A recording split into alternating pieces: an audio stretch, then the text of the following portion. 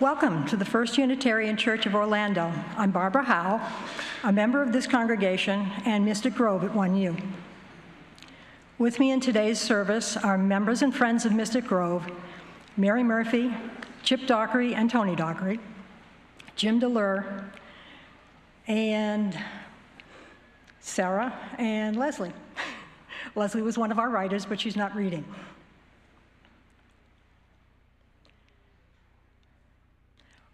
Also from the Board of Trustees, Ted Nelson, and we welcome back our music director, Aubrey Conley-Candelario. And of course, our worship associate, Linnea Nelson. And Reverend Margalie Belazier will return to worship on August 25th.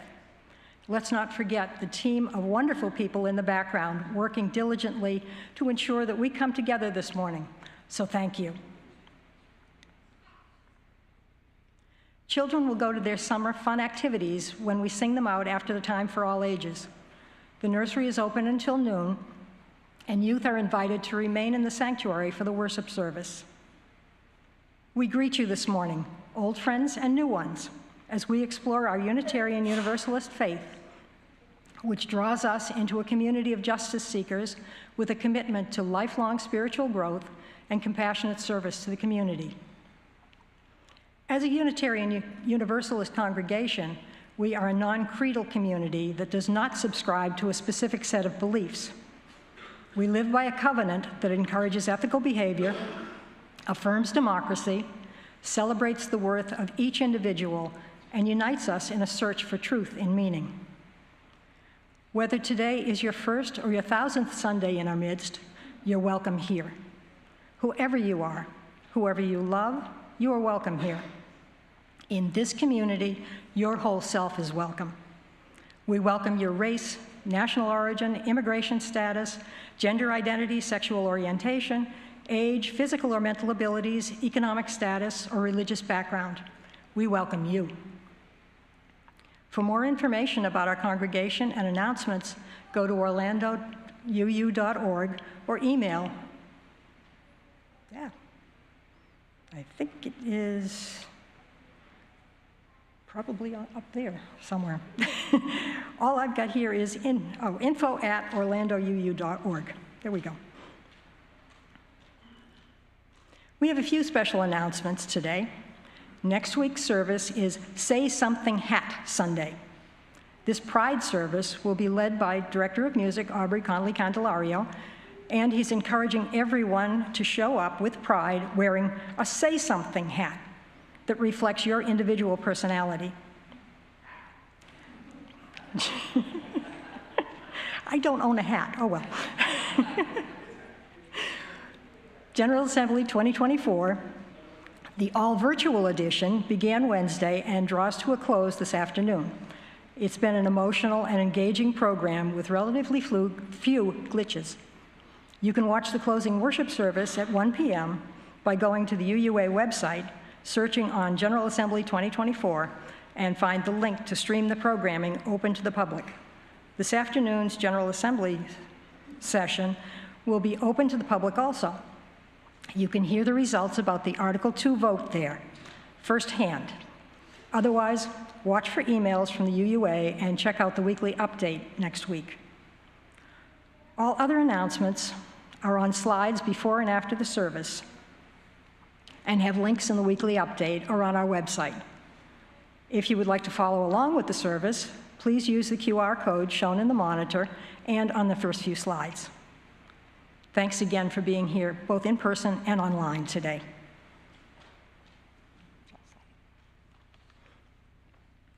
Please say these words with me as we light the chalice. In the light of truth and in the warmth of love, we gather to seek, to sustain, and to share. Mystic Grove is 1U's pagan heathen affinity group, and while this is not a pagan ritual, we are including some of our usual ritual practices. We cast a circle of protection to separate sacred space, and we welcome the elements of earth, air, fire, water, and spirit. We cast a circle round about one world within, one world without. Elements of the east, of air, where the sun rises each morning, inspire us with your presence. Hail and welcome. Hail and welcome. Elements of the south, of fire, the sun's brightness at noon, inflame us with your presence. Hail and welcome. Hail and welcome.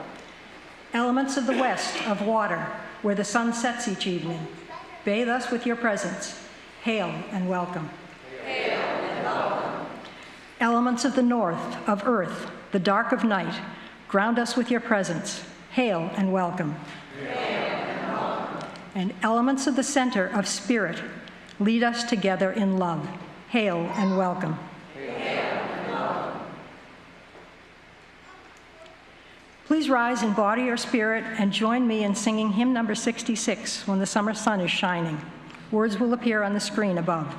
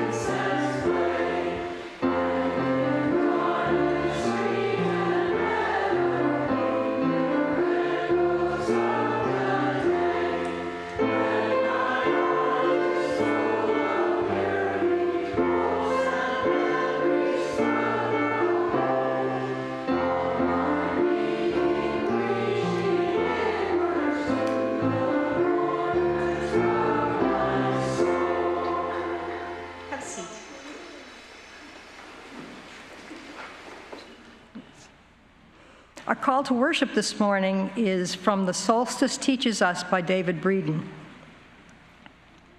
The solstice teaches us that darkness comes, that darkness goes.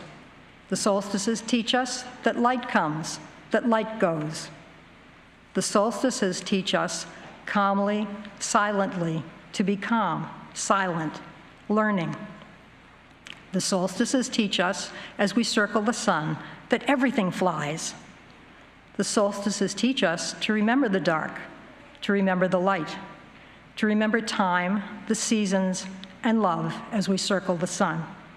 Come, let us worship together. Let's now take a minute and greet one another.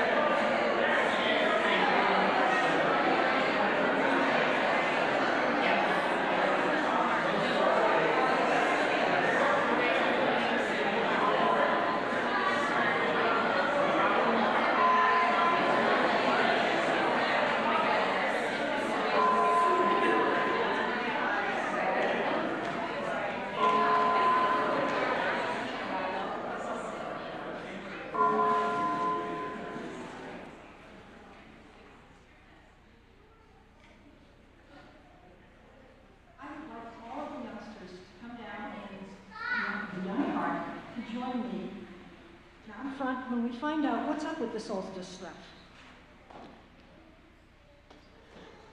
Anybody want to sit down here with me? Anybody? Come on, guys. Okay, cool. Yay. Oh, here comes more little kids. Yay. And one bigger kid. I know. That's why I'm not down there.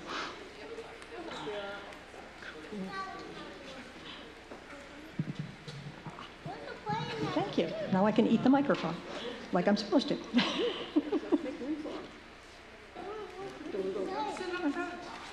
Your room. Yeah. I don't bite, honest. Well, we've arrived at the summer solstice. It's high noon of the wheel of the year, the longest day with the most hours of sunlight. And this is from the Wheel of the Year, illustrated guide to nature's rhythms by Fiona Cook and Jessica Roop. Our half the Earth, the northern half, is tilted towards the sun, basking in its glow. Around the globe, summer solstice has long been a day to celebrate the sun in all its glory. Solstice is a time of bounty and abundance. New flowers surround us with tantalizing scents and color. Fruits form, grow, ripen, and glisten. This is summer. The days are long, free, and open. Bees, birds, and butterflies flutter about. Earth delights in a full expression of life and social we. Be yourself. Animals and plants wear their brightest colors. You can do the same. Dress your best, whatever that looks like for you. A sequin dress and feather boa, suit and tie, a robe, boots, and face paint. Maybe your favorite t-shirt and your most comfy pair of shorts. That would be me. Whatever it is, wear the colors and the clothes that make you feel most yourself. Listen to the voice inside you and ask what it wants. Give yourself permission to like the things that you like and to be the unique person that you are. Building your sense of self is kind of like building a muscle. The more you work it, the stronger it gets. Name your thoughts and ideas. Say how you're feeling and talk about it with friends.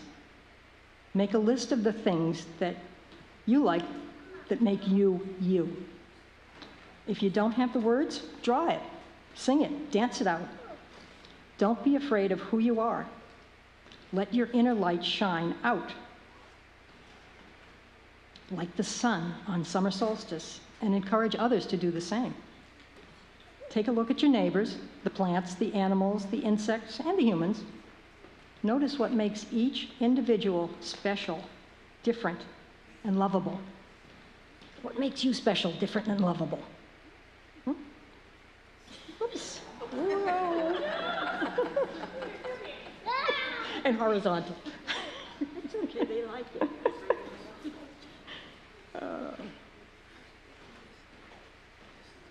Anybody get any ideas about what makes them special? What? Your personality, yeah. Everybody's personality is special and different and unique. My kindness. Your kindness.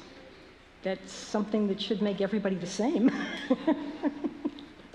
But we all find different ways to make kindness in the world. And the more we do it, the better. Anybody else? What? The way I love. The way you love. Yep. Everybody does that differently, too. And it's okay. Yeah. Well, thank you all for being here. And let's sing our young people out their free time activities by lifting up our arms in a loving arch for them to walk under as we sing This Little Light of Mine.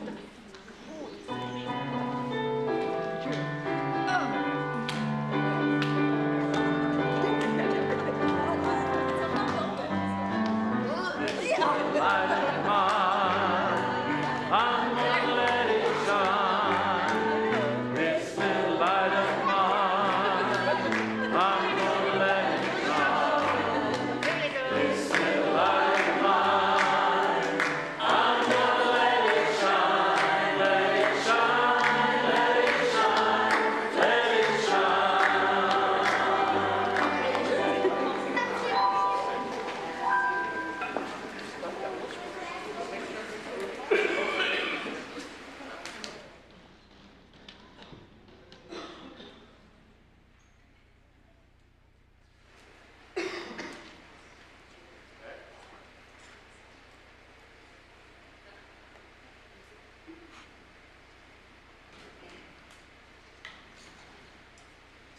Good morning.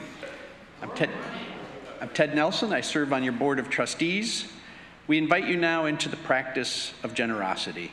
It's one of our spiritual values, and it sustains the life and the ministries of our church community. Let us be grateful that we have the opportunity to give. It is truly a privilege when we're able to do so. And let us be grateful for our needs, for they teach us the opportunity to practice receiving. Today's full offering will go to the ministries of this congregation. If you wish to also support our Share the Plate partner, you may give directly to the Zebra Coalition, which is a network of organizations that provide services to lesbian, gay, bisexual, transgender, and all youth, LGBTQ+, ages 13 through 24. One Sunday a month is dedicated to our partners, and the remaining Sundays, including today, will be dedicated to support of the ministries of this congregation. The offering will now be collected. Note that you can also give online using the link.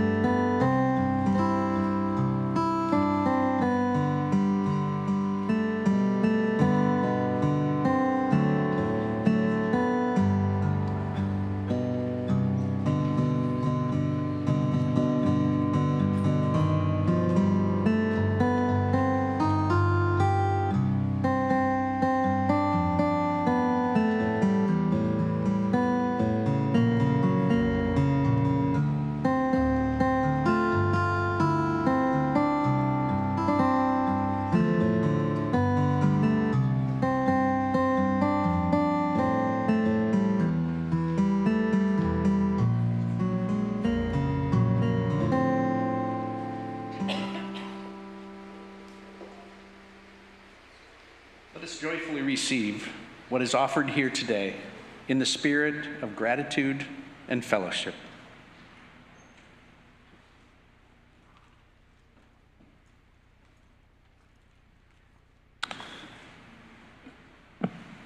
Hello, my name is Jim Delur. This is a time we set aside for deep sharing of our hearts and for prayer and meditation. If you have a sorrow that you need witnessed or helped with, or have a joy that you wish to share with us, please contribute to our collective sharing of joys and sorrows to be read each Sunday during worship. You can send an email to joysandsorrows@orlandouu.org during the week. If you are attending in person, you can also fill out a card at the registration table and hand it in to the usher before the start of service. And after meditation, we will call you forward to participate in our candle lighting ritual. Bring your joys and sorrows as we come together. Come as you are. Your whole self is welcome in this sacred space we are creating together. And today's flowers were brought by Linda Pantieri in honor of Mystic Grove. So our joys and concerns. Kathy Wendell recently had surgery for colon cancer. She is recovering now and says there's a 95% chance of full recovery. Let us all send prayers and healing energy as she progresses. Linnea wants to thank you all for the kind and caring wishes over the past months. Her headaches are beginning to lift and surgery is tentatively scheduled for the end of July. Reverend Margley had surgery earlier in this week and is at home recovering while engaging in physical therapy. Thank you for your healing energy and good thoughts. Cards and emails are most welcome. Contact Amy in the office for Reverend Margley's address. Lisa Marie Matias shared, I want to thank this community for being so supportive of my creative spiritual gifts. I'll be performing Egyptian folk dance at the Stardust Cafe in Winter Park today at 3 p.m., and all your encouragement made this happen. Kitty Sharman wanted to share the joy of welcoming her daughter into the world. Luna Marina Aguilar Sharman was born June 13th, 2024, and weighed 6 pounds and 15 ounces. She adds, I'll be online only for a few months, but I look forward to bringing her to service with me when she is a little older. Loving energy to you all. Scott and Sarah's son is being deployed this week with the Air Force.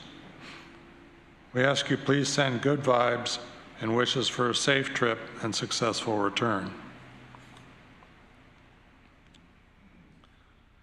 A joy, Danuta Bach shares that she is home from 13 weeks in rehab. Many health issues remain, but staying positive. Calls and cards would be welcome.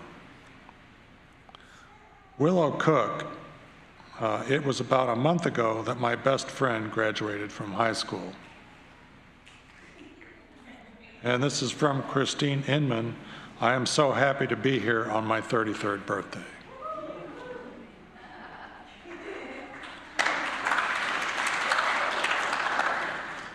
For all the joys and sorrows of this community shared today, and for those held close to our hearts, let's pray.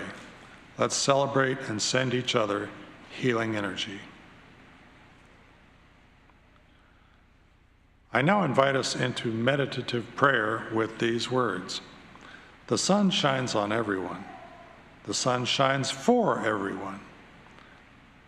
Relax your body, calm your mind, close your eyes, get comfortable. Take a deep cleansing breath. Breathe in the sun's energy. Breathe out negativity. Breathe in comfort. Breathe out pain. Breathe in peace. Breathe out anger, frustration, and sadness. We depend on the sun for our seasons, our food, our heat, our light. So we offer thanks.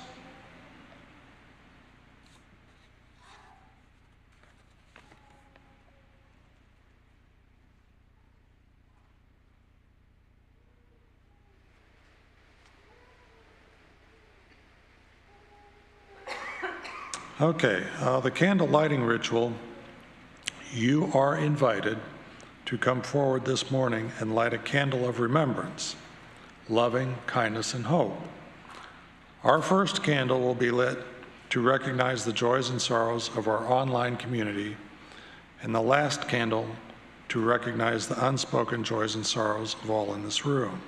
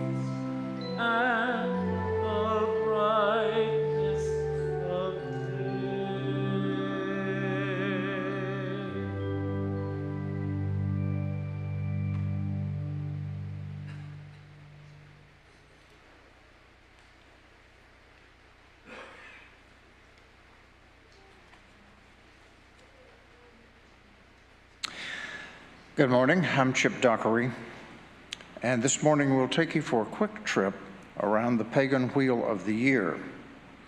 We'll highlight how and why we celebrate each of the Sabbats and what we share at each season. Midsummer, or Litha, is the summer solstice, when the sun is highest and brightest in the sky, and this happens about June 21st each year and marks the longest day of the year in the northern hemisphere.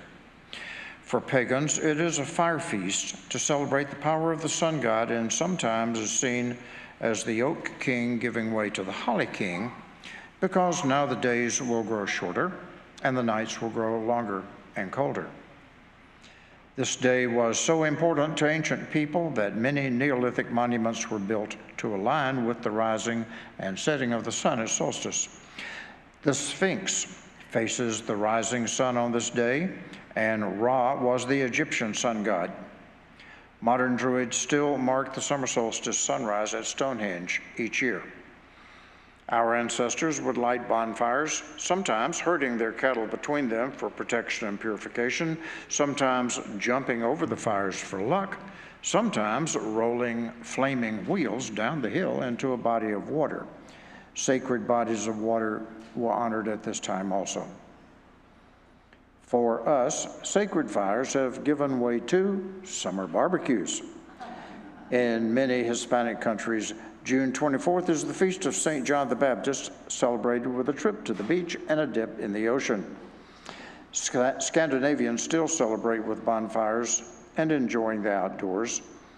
And for over 1,000 cities worldwide, June 21st is the Make Music Day. For pagans old and new, this is a time to celebrate with fire, to watch the sunrise, to see intentions planted at Beltane come to fruition, and to revel in the abundance of nature. Now, Wep Ronpet, or Lammas. Midway between the summer solstice and the autumn equinox, about August 1st, we celebrate Lammas. It is a period of high summer as the sun moves from its high point at the midsummer to balance at the equinox. It marks the transition from summer to autumn and is a time for expressing gratitude for nature's abundance and the nurturing spirit of the land. As pagans, we celebrate Lammas, also known by its Celtic name Lunasa, as the first of the harvest festivals. It is a time for feasting, hand fasting, and fairs. We celebrate with the flowers of fall, sunflowers, sheaves of grain, apples, grapes, freshly baked bread, the making of corn dollies, and display of harvest tools. Christians celebrate Lammas, or the loaf mass, as a thanksgiving for the wheat harvest and for the bread that becomes the Eucharist. It was customary to bring a loaf of freshly baked bread from the new harvest to church for a blessing. In Anglo-Saxon England, the bread was taken home and broken into 4 pieces to be placed at the 4 corners of the barn to protect the grain harvest. In ancient Egypt, the festival of Wep Ronpet was celebrated at this time. It coincided with the first rising of the star Sirius and occurred generally in the last week of July or the first week of August. Wep Ronpet translates as the opening of the year and was the Egyptian New Year. It was a time for the celebration of rebirth and regeneration. It was the start of the season of inundation, as the summer rains in Africa caused the flooding of the River Nile and the rebirth of the land. Please remain seated and join me in singing verse 1 of hymn 73, Chant for the Seasons. The words will appear on the screen.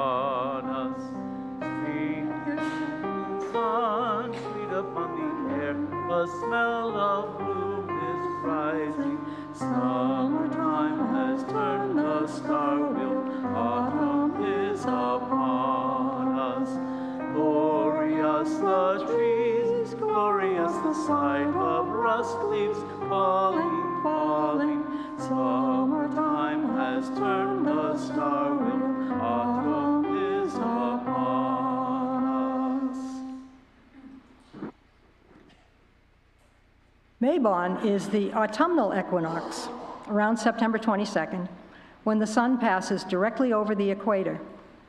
Day and night are equal. This time, the sun is leaving summer's brightness and heading for winter's dim.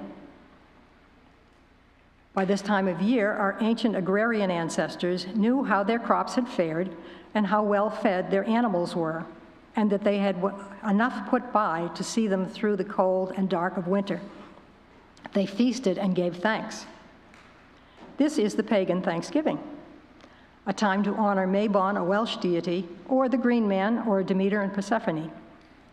It's the second of 3 harvest festivals of the pagan calendar, this one celebrating a harvest of fruits and nuts and pumpkins.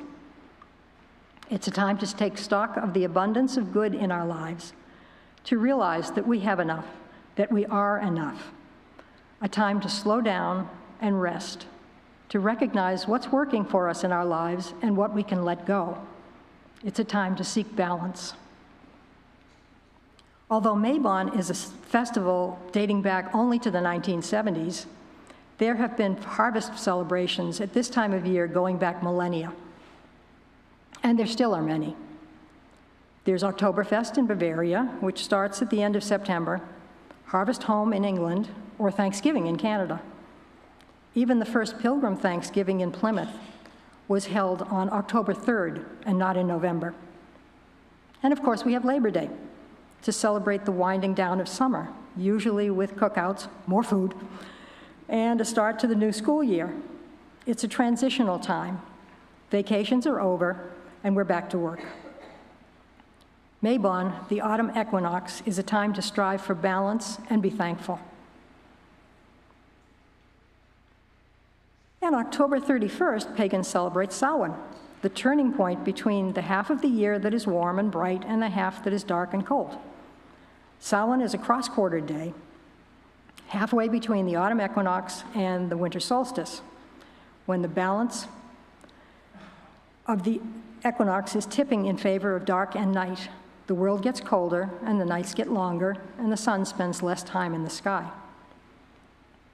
In some ancient traditions, this was seen as the day the sun god died and descended into the underworld.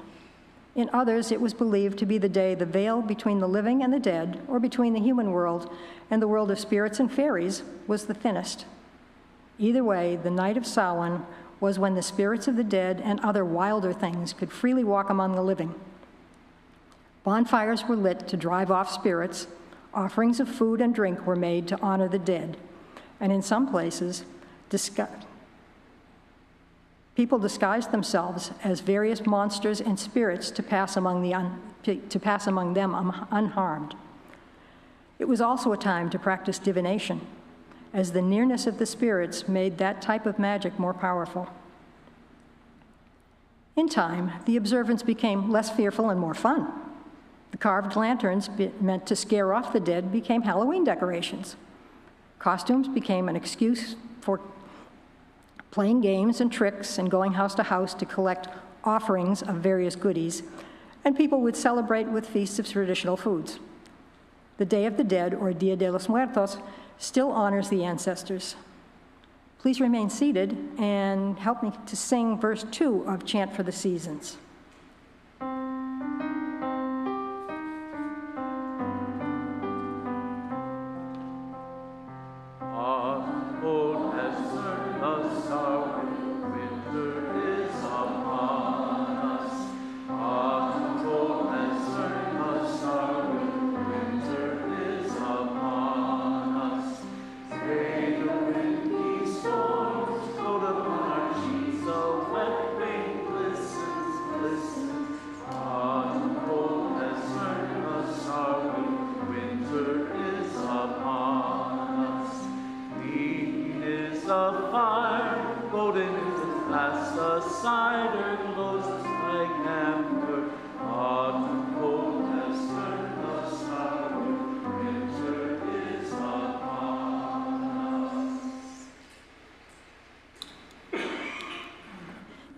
I'm Mary Murphy.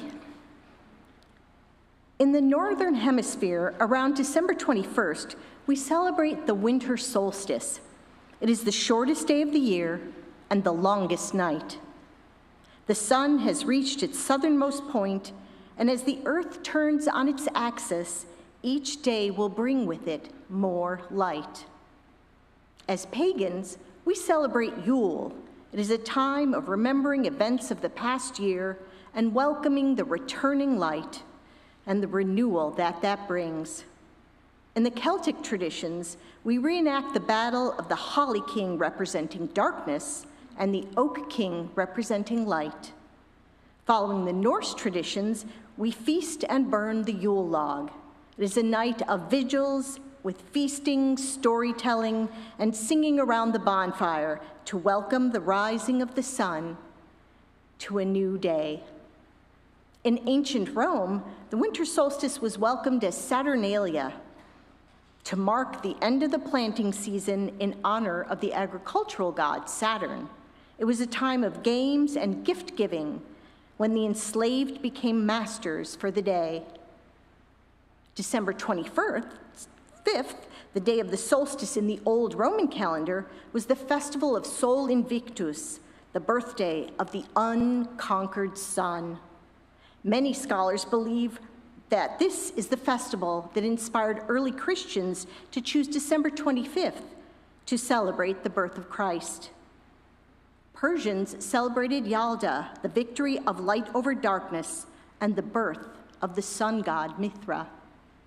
Today in Scandinavia, the solstice is celebrated as St. Lucia's Day, incorporating Old Norse traditions of lighting bonfires while young girls wear crowns of candles to bring in the light. In China, the Dongzhi Festival celebrates the arrival of winter, a celebration of the past year and the return of the workers from fields to enjoy the fruits of their labors with friends and family. Together, we all celebrate the return of the light and the promise it brings with Christmas trees, mistletoe, holly wreaths, and the sound of bells. Imbolc, around February 1st, marks the midway point between the winter solstice and the spring equinox. While the days have been getting longer, the nights are still relatively long, and the gathering cold from the previous months can still be felt strongly. The ancient Irish considered Imbolc to be the beginning of spring. Commonly understood meanings for Imbolc are ewe's milk or in the belly, both references to the ewes who would be the first of the cattle to give birth. The celebration centered around Brigid, goddess of poetry and healing, fires in the forge, cattle, and snakes. Brigid's fire was believed to restore vigor to the land. Celebrations of her day would include it: candles, hearth fires, lamps, or bonfires. Brigid's Day was also associated with weather lore and divination. People were believed to watch to see if badgers or snakes were ready to come out of their winter dens. Some modern pagans still continue folk traditions to honor Brigid. Some pour milk onto the earth to promote the fertility of the land. Others may engage in crafting, creating a Brigid's cross to protect the house, or Brigid's doll to bring in fertility and good fortune. Some may leave a cloth outside overnight to be blessed by the goddess as she passes. Other festivals around this time of year include the Chinese New Year, which can incorporate a thorough cleaning of one's home to remove lingering bad luck. Christians take candles to be blessed in the church on Candlemas. And in the US, Groundhog Day continues a German immigrant tradition of weather divination. Whether pagan or not, this is a good time to plan spring planting, prune trees and shrubs, and tend to your gardening tools. Even the non-gardeners among us can pause to reflect on our spiritual growth and to formulate plans for future endeavors. Please remain seated and join me in singing verse 3 of Chant for the Seasons.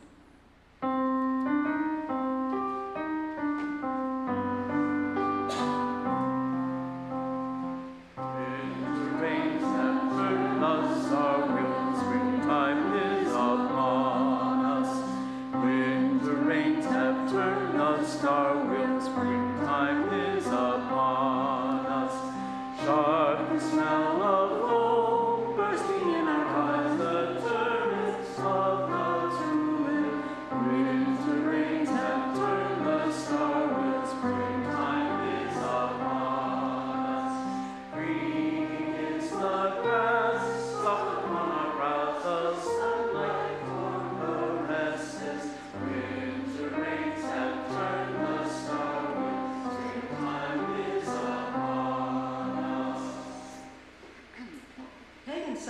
Ostara, the spring equinox, honoring the goddess Estrae around March 21st each year. This is the balance point between light and dark, between cold and hot, halfway from winter to summer. The sun is directly over the equator again as the Earth tilts on its axis, making the length of day and night equal. Our ancient agrarian ancestors held this as a time for planting, a time for migrating flocks to return, a time to ask the gods and goddesses for fertility and abundance, and to keep the lambs, piglets, foals, calves, chicks, and ducklings born earlier, healthy, well-fed, and growing stronger.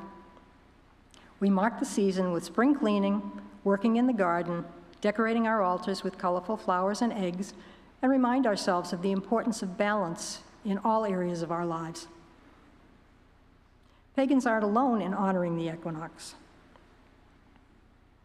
Christians celebrate Easter near the vernal equinox to commemorate the resurrection of Jesus after his crucifixion and a path to eternal salvation. Pagans celebrate the resurrection of new life, sprouting up all around us. Jews celebrate the Passover, marking the deliverance from slavery in Egypt. Pagans celebrate the deliverance from the cold and dark of winter. Hindus celebrate Holi, the festival of colors, of good triumphing over evil. Pagans celebrate the abundance of bright colors in flowering plants and trees.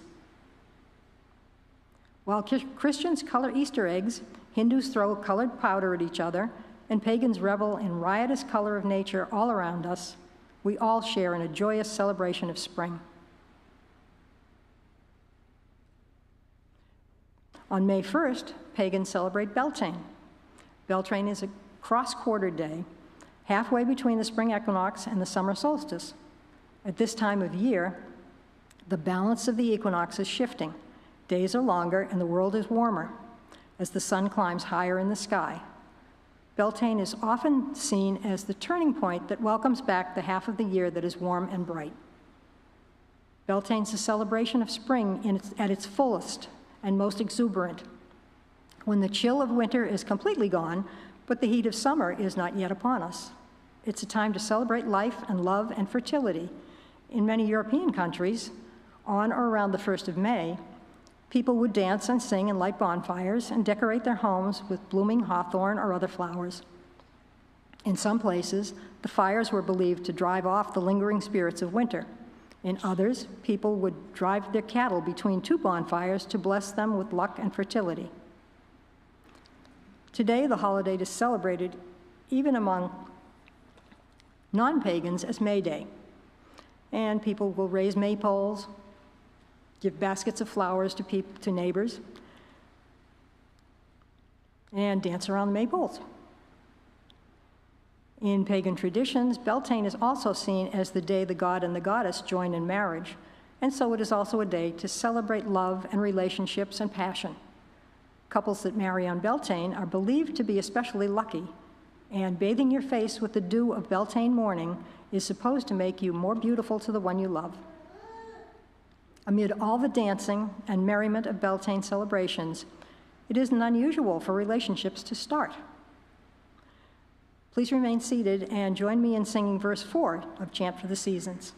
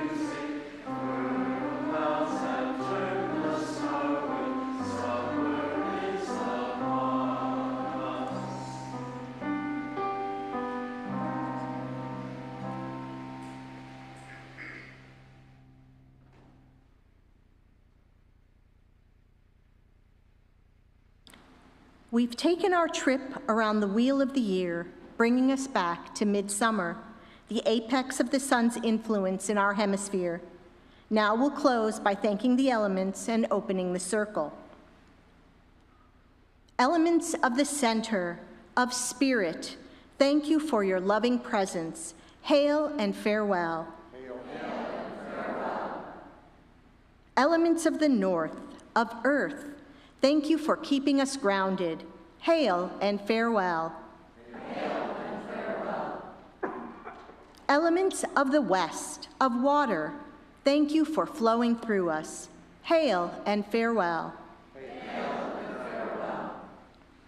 Elements of the south, of fire, thank you for kindling a spark in us. Hail and farewell. Hail. and farewell. Elements of the east, of air, thank you for inspiring us. Hail and farewell. Hail and farewell.